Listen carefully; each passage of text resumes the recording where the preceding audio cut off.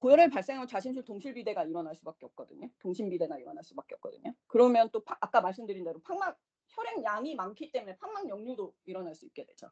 그래서 예기치 않았던 어떤 심질환의 양태를 만들거나 아니면 심질환을 악화시키는 질환 중에 하나다라고 보시면 될 것 같아요. 이 모든 거를 다 합쳐서 우리가 보통 심질환이라고 얘기한다라고 생각하시면 될 것 같아요.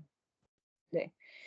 우리가 두 번째로 살펴볼 거는 환자평가라는 건데, 이거는 간단하게 생각하시면 뭐냐면 우리가 집에서 아이들을 봤을 때 어떤 증상이 나타나는지, 흔히 이제 주호소 증상, 보호자의 주호소 증상이라고 얘기하는 건데, 그런 게 어떤 게 있는지를 살펴보는 거예요.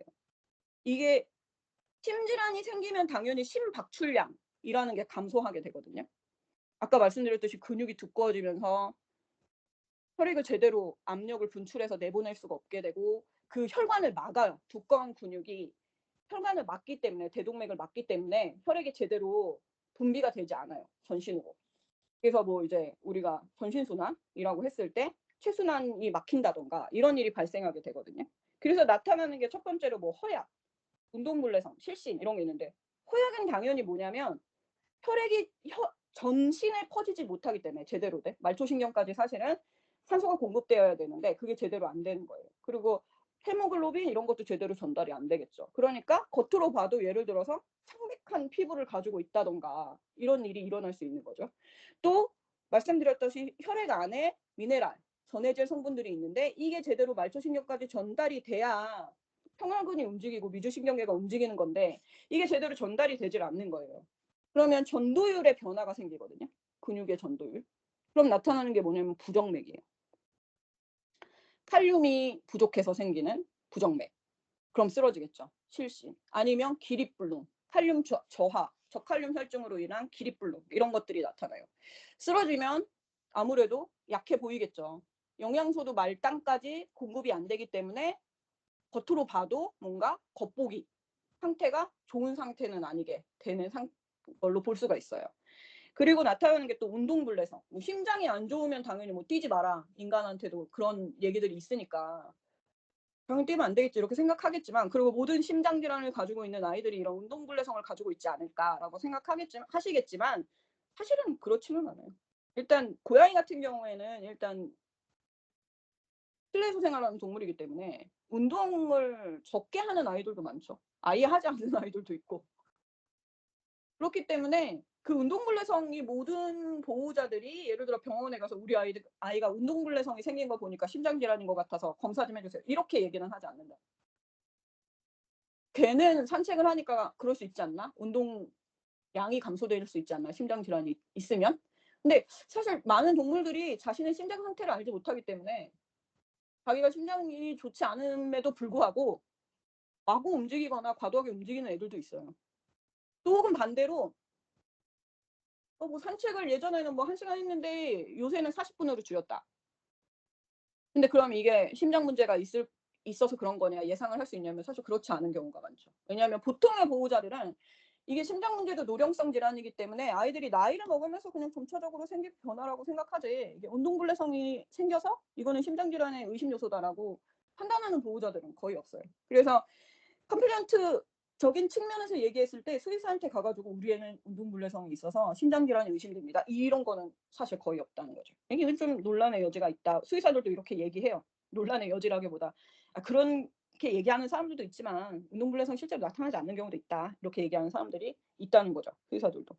그다음에 두 번째로 나타나는 대표적인 증상들은 폐우련, 아까 심장 내에 혈액이 정체되면서 생기는 증상들이 있는데 그 폐우련으로 인한 것들이에요. 그래서 보면은 뭐 호흡곤란이라든지 당연히 심장에 혈액이 정체되어 있거나, 혹은 예를 들어서 폐동맥이나 폐정맥 쪽으로, 폐동맥으로 가는 혈액의 양이라든가 이런 것들이 늘어나거나, 아니면 혈액의 점도에 문제가 발생하거나, 이렇게 되면서 이 혈액의 어떠한 농도 같은 것들이 변화하게 된다면 폐에서 갑자기 외부로 물이 빠져나갈 수가 있어요.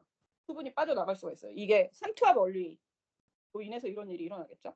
그러면 폐부종 같은 것들이 일어나서 호흡곤란이 생길 수가 있다는 거죠. 폐에 수분이 차 있으니까 흔히 얘기하자면 물속에서 호흡을 하는 거랑 똑같은 상태가 되겠죠. 또 어떤 동물은 누워 있을 때에는 괜찮은데 일어나 있을 때에는 괜찮은데 누워 있을 때에는 호흡 부전이 오는 경우도 있어요. 그래서 그런 경우에는 애가 일어나서 호흡을 하게 되죠. 근데 고양이 같은 경우에는 그래서 옆으로 눕지를 못하고 이 폐부종이 왔을 때 똑바로 이렇게 식빵을 굽는 자세로만 앉아 있는 아이들이 있거든요. 그래서 그런 걸로도 판단을 해보시는 분들도 계시더라고요. 또 기침 뭐 이런 게 있는데 폐울혈이 일어나면은 기침이 일어나기는 하겠죠. 근데 기침은 사실상 이제 심장 질환이 있으면 기침이 생기냐라고 한다면 그건 아니에요. 기침은 사실 상기도호흡기 감염일 때 가장 크게 일어나는 임상 증상 중 하나겠죠. 심장 질환이 있으면 기침이 일어날 거야라고 생각해서 애가 기침을 하면 무슨 문제일까요? 이렇게 많이 물어보시는 분들이 많아요. 네, 심장 질환이라도 폐우려를 동반하지 않으면, 즉 폐부종이 없으면 기침은 없어요. 그래서 반드시 일어나는 일은 아니다라고 생각해 보시면 될 것 같아요. 그게 합리적인 것 같아요. 그러니까 폐 부종으로 인해서 나타나는 또 기침은 특징이 뭐냐면 습해요. 기침이. 폐에 물이 차 있기 때문에 습한 기침을 하는데 습한 게 뭐냐 이렇게 생각하실 수도 있는데 맑은 물이 나와요, 같이. 그러니까 이게 막 상기도 호흡기 감염이 나타나서 예를 들어서 농과 함께 나오는 그런 느낌이 아니라 맑은 물이 그냥 뚝뚝 떨어지기도 해요. 코 같은 데서. 그런 습한 기침을 해요. 그리고 이런 기침들은 가볍고 마르고 이런 느낌이 없어요. 되게 무겁고 기침의 깊이가 되게 상당히 있어요. 마른 기침으로 연속적으로 막 내뱉는 그런 기침은 사실상 폐우열이 있을 때 나타나는 형태는 아니고요. 상기도 호흡기 감염이 있을 때 혹은 뭔가 폐에 뭔가 다른 이물질이 있어서 이걸 뱉어내기 위해서 하는 기침, 이거랑은 확연히 구분되는 좀 특성이 있는 편이에요. 저희 아이도 폐부종을 2번 겪었기 때문에 저희는 심장에 딱히 문제는 없는데 이제 기관지에 문제가 있어서 그로 인해서 이제 폐부종이 왔거든요. 그때 느꼈던 건데 확실히 일반적인 기침하고는 조금 다른 형태로 볼 수가 있어요. 그다음에 기침을 하면서 비정상적인 호흡음이 들리기도 한다. 이런 거 정도가 있고요. 그다음에 이 우혈성 심부전 같은 경우에 혈액이 정체가 될 수밖에 없잖아요. 그러면서 전신 체액이 저류가 되기 때문에 이게 경정맥 팽창이 일어난다라는 건데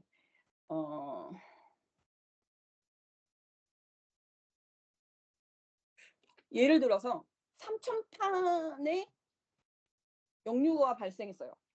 그러니까 삼천판은 아까 우심방하고 우심실 사이에 있는 게 삼천판인데 이 삼천판에 역류가 발생했거나 아니면 DCM이 발생해서 확장성 심근병증이 발생했을 때 그 혈액이 정맥을 통해서 들어가게 되잖아요. 근데 그 정맥이 팽창을 하게 돼요. 그러니까 우심실로 가야 되는 혈액의 일부가 삼천판이 문제가 있기 때문에 우심방으로 전달이 되는 거죠. 그러면 그 우심방에서 끝나는 게 아니라 이 혈액이 경정맥까지 올라가요. 그 경정맥까지 역류를 하게 되면 이제 그걸로 인해 가지고 폐고혈압이나 폐동맥류 이런 것들이 발생하기도 하고 또 방실차단, 3도 방실차단 이런 것들이 일어나기도 하고 조기박동, 심실 조기박동 이런 게 일어나는데 그걸 다 부정맥이잖아요. 부정맥의 종류잖아요. 그래서 부정맥이 나타나죠. 그런 것들로 인해서 또 결국에는 또 심실로 이어지는 이 활성화의 순서가 반대로 역순이 되거나 중단되는 상태가 되잖아요. 그러면 결국에 삼천판이 닫혔는데 우심방으로 이미 혈액이 들어왔기 때문에 이거를 다시 삼천판을 열어서 내보낼 수가 없고 그걸 다시 위로 올려버리게 되는 거죠. 반대로 정맥으로 다시 올려버리게 되는 거죠. 네. 그래서 보통 우측 심부전을 가진 동물 같은 경우에 이렇게 경정맥 확장이 일어나게 되거든요. 보통 70~80% 정도가 경정맥 확장이 일어나게 돼요. 그래서 경정맥이 확장돼 있는 애들의 특징이 뭐냐면 경정맥 확장으로 인해 가지고 누워 있을 때는 경정맥이 확장돼서 호흡이 제대로 되지를 않고 서 있을 때는 또 괜찮고 이런 일이 발생을 해서 아이가 또 이제 눕지를 못하는 그런 증상이 나타나기도 합니다. 또 아까 얘기했듯이 경정맥 팽창이 간 정맥으로 이어져서 간에 비대를 일으키기도 해서 간비대도 나타나고 그다음에 이게 정맥이 팽창되고 안에 우열로 수분 혈액이 존재하기 때문에 이 삼투압에 의해서 바깥으로 혈액이 빠져나가게 되죠. 혈액이나 체액이 빠져나가게 되죠. 이렇게 해서 나타나는 게 보통 흉막삼출이나 복수라고 볼 수가 있습니다. 그래서 이런 것들이 우리가 흔히 가정 내에서 아이들을 평가할 수 있는 심질환이 있을지도 모르겠다, 혹은